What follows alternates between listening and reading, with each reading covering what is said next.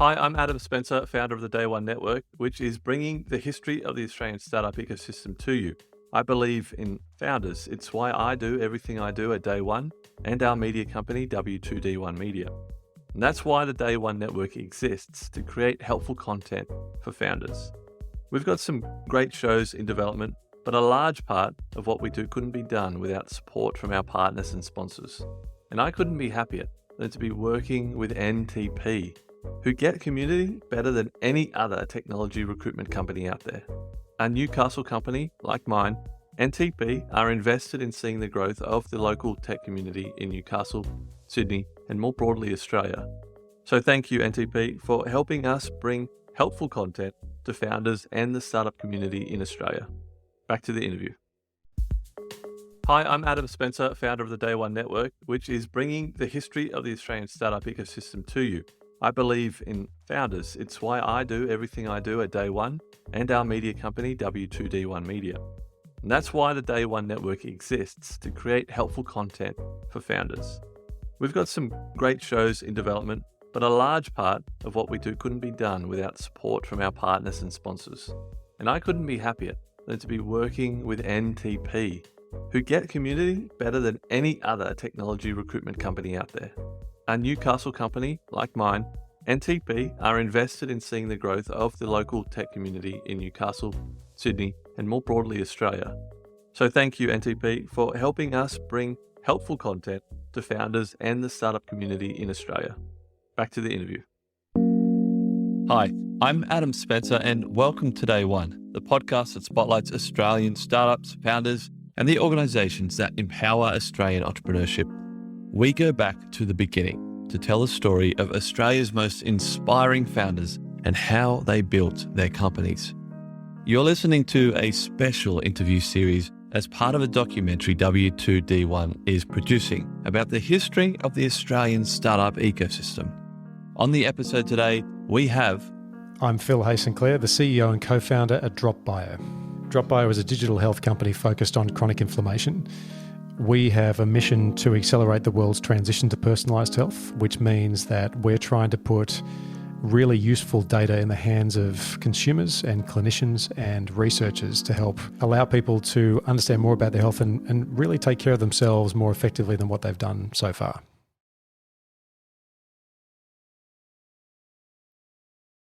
Why did you decide to start a company focusing on inflammation? Was there a personal motivation there? Drop was started thanks to some research that was done here in Australia, which related to what you could see in whole blood. And whole blood is important because when we go and have blood tests done from our doctors, the way that a blood sample is split is that it looks at a particular component of that blood and not the whole component. And it was discovered that a large number of the really important markers that help your body govern its immunity get discarded when those blood tests are done. And so we end up looking at a small cross-section of what is actually going on in ourselves when we have a blood test. It's still accurate. It still tells a good story. But when you're trying to look at those markers that tell the underlying story, so things that are maybe 1 million times lower in concentration than the markers being looked at by blood tests of your doctor, those ones aren't able to be seen easily. And the technology that we use helps us do that. And so inflammation is important. Chronic inflammation or systemic chronic inflammation is important because it plays a fundamental role in the early warning of chronic disease. And what gets us out of bed every morning is the idea of unlocking the body's natural early warning system, because we would like to be able to help people understand that if they do have a family history of chronic disease of any kind, whether it be cancers or arthritis or diabetes or any of these other conditions, that we would be able to give them the most advanced warning possible so that they could get treatment and support so that they don't actually have to face into the more sinister complications that come with these conditions. And the literature on this has been really clear for the last 3 or 4 decades, that if you can detect and measure and track and understand what these markers are telling you, then great treatments can be created. And for the most part, we can stop people from having to suffer really sad and lonely and often very painful deaths. When would you say you first got involved in this thing that we describe as the startup ecosystem in Australia? I think at the age of 7. Okay, wow. So my first entrepreneurial endeavor, I suppose, was as a bored 7 or 8-year-old, collecting all of my friends in the neighborhood, ransacking our parents' garden sheds, taking out all the tools and running around the neighborhood telling people that for $20, which in sort of mid-1980s money was a lot of money for a kid, we would, in inverted commas, fix your garden. And I'm sure we left the gardens in worse state than what it was, but we were able to get people to pay us to do a service. And then we split the money amongst the little gang that we had running around the neighborhood. I'm pretty sure that we lost more tools than we actually had in the first place. But the reality was it was something, I found it easy to get people to do things they wouldn't ordinarily do, reward them for that effort. And I've been doing that ever since. So it's just a really interesting thing that I found I had a knack for. And obviously you learn every time you do it, time and time again. So company building's a bit of a craft. And if you're fortunate enough to do this time and time again, hopefully you get better at it. Why do you keep doing it? Because it is a hard, I think like the general consensus is it's a pretty hard slog. Yeah. Founding and growing a company. What, aside from any of those reasons you just listed, like what keeps you doing it again and again? I think I'm a square peg in a round hole, right? So the idea of trying to sort of fit in and be part of a larger team was born into me when I was in the military, when I enlisted straight out of school. I wasn't able to continue that career because of an eye condition. And when I came out of it, trying to find that place to belong was really tough. You know, I wasn't a lawyer, I wasn't a doctor, wasn't an accountant, wasn't a finance guy. And trying to go to these large organizations didn't really seem to work for me. Yet I kept on seeing these opportunities to improve the status quo.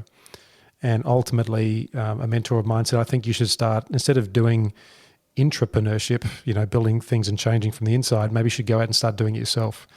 And so I did that and started a company, blew up that company, learned a bucket load of stuff, and just realized that the amount that you can learn and achieve by starting something new or improving something that is already attempted outside of an organization is something that is intoxicating. And like anything, it takes practice, and sometimes you do quite well and sometimes you don't do very well. But I couldn't really find inside really large businesses and large organizations the sort of escalator for progress. Like I could try and conform, but I just found that it really suffocated me trying to do that. So I guess I just found a different path, which has been a lot more tumultuous than I think most paths would be, and every founder will tell you that. But it allows you to learn and experiment and create in a vastly different way. And I think for the most part, Reid Hoffman captures it well in his book, The Alliance, where he talks about the idea of the career escalator being broken. It's not like it used to be. We don't all retire like our parents did or would like to at age 50, 55, 60. We've got to forge different paths. Industries that were built on that sort of classic retirement path are sort of not really there much anymore. Some of them still persevere. And the internet and information has allowed us to be curious and find out things and try and put new plans into place to create the future. So I find that just a really good investment of time. And I try and get people who I teach at the University of New South Wales in the MBA program, I try to get them to think differently about the opportunities they've got with the skills they've got. And I find that just a massively interesting and invigorating investment of time. At what point, I'm assuming this is not when you were 7 or 8 years old, but at what point did you start to see the community really start to gain momentum? I think the community was making really good strides well before I even came into it, especially here in Sydney. I think that people like Bill Barty at Blackbird and of CSIRO did such an amazing job. And it was him, people like him, but you know, he comes to mind first and foremost, being able to bring together collections of people to try and invest more effectively together, really pay forward all the information they'd accumulated to help founders be more successful, not look at founders as being a product from an investment point of view, but actually trying to find out how do we skill these people up so that they can become successful in their own right. That sort of started the establishment of Blackbird. Nikki and the team there, you know, it's one example about how that has how that started, And then after that, there were others that just came either into the market or decided, we can actually do some really fantastic work here. And it just it had a natural magnetism for people to come and be involved. And the spectre of building your own company became mainstream over the last decade, unlike it had ever been before in Australia. It was very culturally accepted to do this in the US, has been for generations. Very rugged entrepreneurial kind of approach to life in general. Australia hasn't had that, but the last 10, 15 years has seen that really take off. And I really only think we're sort of 10% of the way. The ability for us to catch up is immense.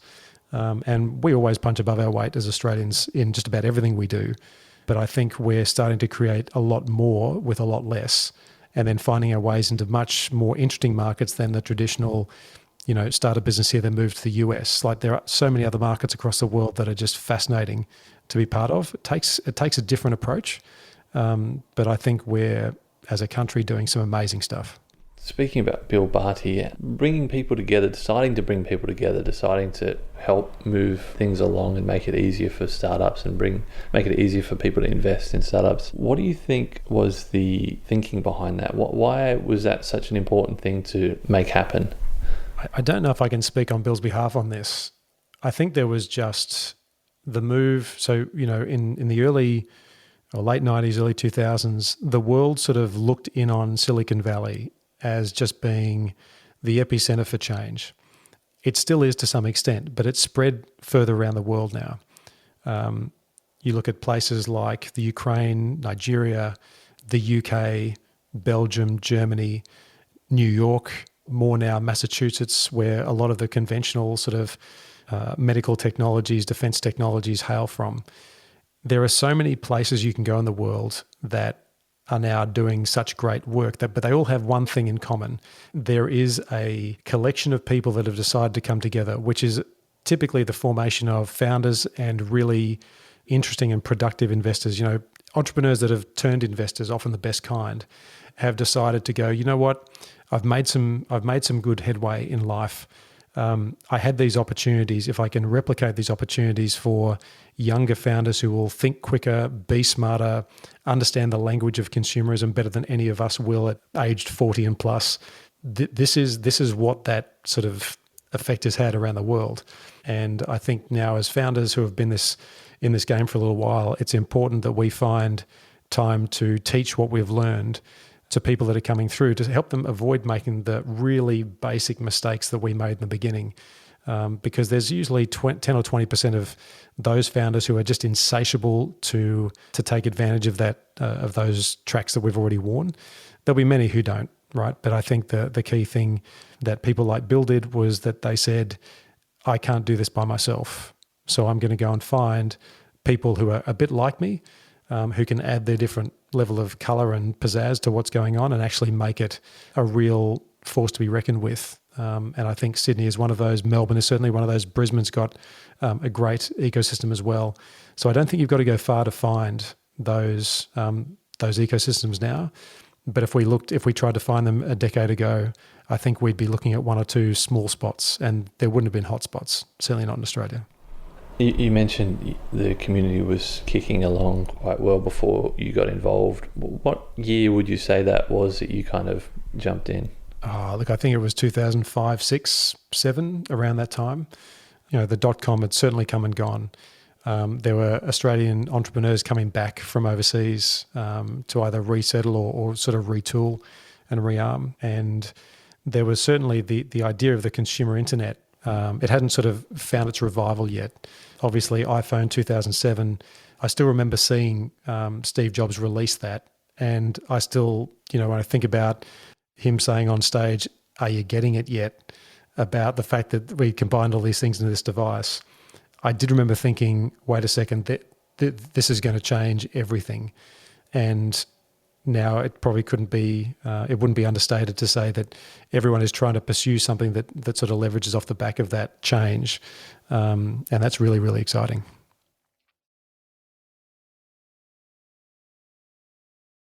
Some people point to this idea of these Aussies coming back from America, from Silicon Valley. The term that is thrown around is the Aussie Mafia. Do you think around that 2005 time, like what did the community look like? What kind of support systems were around, if any? How big was the community in Sydney? Was it just those? Because I hear that it's just those pub catch-ups, the little groups catching up at pubs and talking. Yeah, I mean there were those. I mean, people like Phil Mall, for example, had Catalyzer and other organisations that were doing education and incubation and trying to get people tooled up so they could understand what it meant to do customer discovery, what it meant to do product development, what it meant to do sales. And there were some real capability powerhouses like that, but they were really small and they were trying to seek investment, trying to attract new talent to come and join them. And I still remember downloading, I think, one of the first handbooks that was made available for free on their website, where it was, these are things you've got to think about as a founder.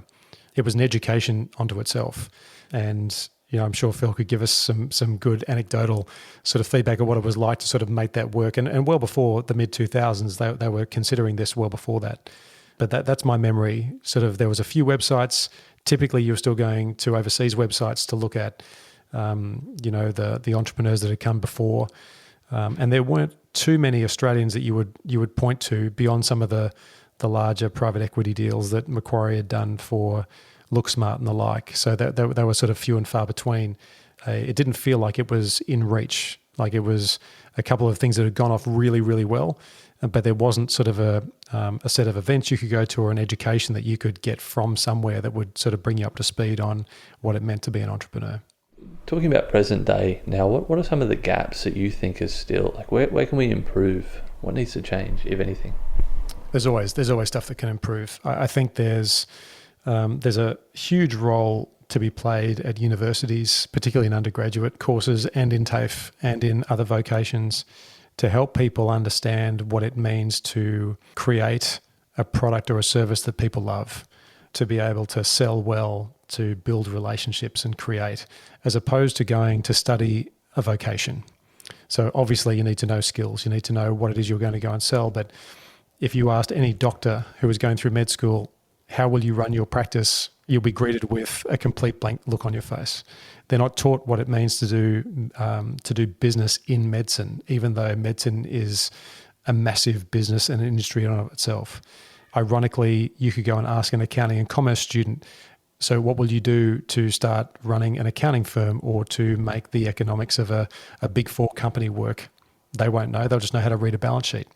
So all of these, the ability to make this skill set known across every vocation is super, super important. It's about being entrepreneurial, because you go and do an apprenticeship as an electrician or as a plumber or any other trade. At some point, you're going to have to sell, and you're going to have to make sure that you can bring in the money while still doing the work. And that is often learned on the job. And a lot of the hand-me-down kind of skills that comes with are learned because you're an apprentice. Well, there's not really an apprenticeship when you graduate from university. You're sort of thrust into a job, and hopefully at the end of 10 or 15 years and a massive amount of work and stress and everything else, you are at a point of leadership, but you never knew how to build a business in the first place. And so I think the idea of helping people to understand how to build and create value, there's a massive opportunity for that. How did you learn to sell? Like most other entrepreneurs, like learning from other founders and making a bucket load of mistakes on the way. I think if you have the gift of the gab, if you can talk to people and you're genuinely interested in how you transform their lives, then that's probably the best type of selling you could possibly do. What you often see people doing is selling products they don't really love, they don't really believe in, and that's terminal in just about every sense of the word. I guess for me, I just love learning about people. Like people, when you hear people say, I love to people watch, I love doing customer discovery. I could sit in an airport and just watch people go back and forth all day, just observing human behavior. I just love it. And one of my most recent side hustles was off the back of that, right? I was observing an experience which morphed into something very different. But the reality was that it was just something I couldn't stop seeing. And it happened hundreds and hundreds and hundreds of times. And it just sort of gave confidence to sort of capitalize on it. What one piece of advice would you give to a new founder? Take care of yourself. I haven't heard that one. Yeah, ironic, right?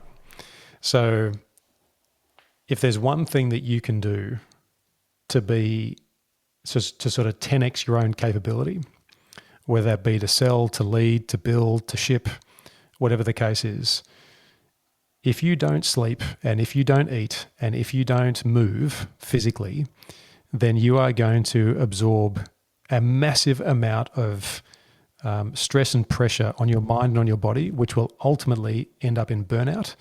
And every investor that's put any money into your business, any customer that sort of backed you to sort of supply them with whatever it is, and any team member who agreed to take a risk and come and follow you is going to be left with nothing because you as the founder or founding team has blown up and there's nothing left. That one hits home for me. So do yourself a favor. Get a good amount of sleep. I know we've got to work hard, but get a good amount of sleep. Eat well, move regularly, and enjoy the process, right? Because if you do this really well and it takes 10 years to build a great company, you might have 4 or 5 times to do this well in your life. Isn't that what you want to do?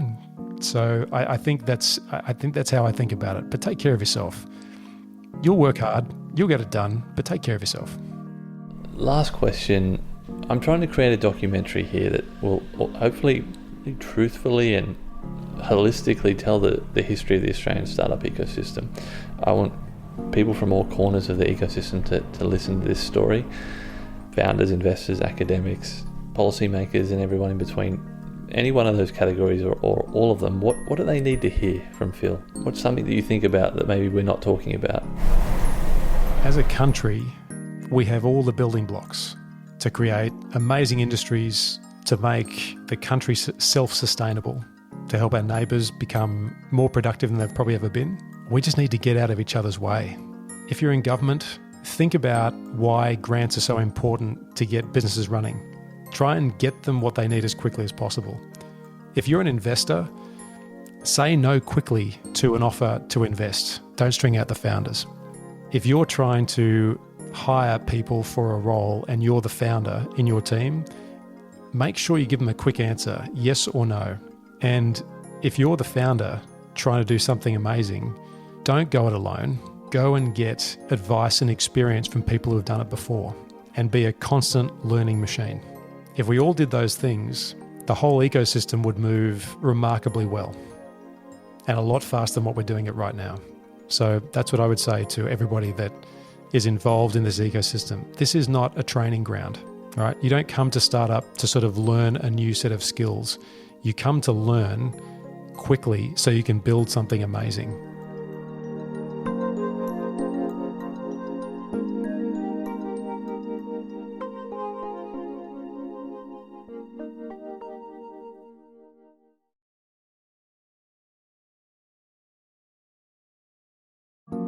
I hope you enjoyed that interview. More interviews are on the way. Follow the podcast wherever you're listening right now. Stay tuned for more interviews with many, many more amazing people from the Australian startup ecosystem. Thanks for listening and see you next time.